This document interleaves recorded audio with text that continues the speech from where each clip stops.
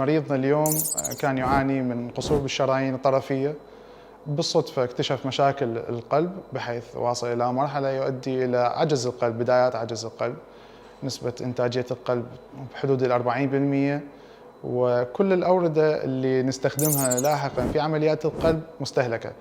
فالمريض يعاني من مشاكل السكري، مشاكل الضغط، بدايات عجز ونقدر نقول متوسطة. في هذه الحالات اكو شرايين بديلة نقدر نستخدمها، اللي هي عادة ناخذ أوردة من الساقين نزرعها على القلب على مود انه نوصل الدم للمناطق المتضررة واللي ما يوصل لها دم.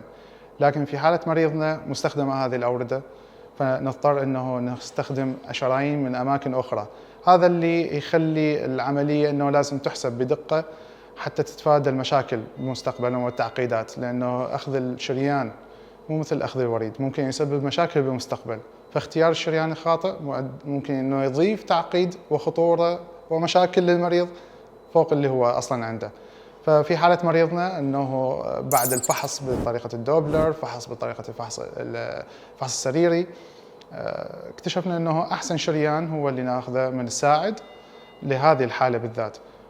والحمد لله انه تم اجراء العملية، زرع شرايين 3 لتروية الشرايين القلبية المتضيقة والمسدودة، 2 منهم مسدودات تماما والثالث متضيق.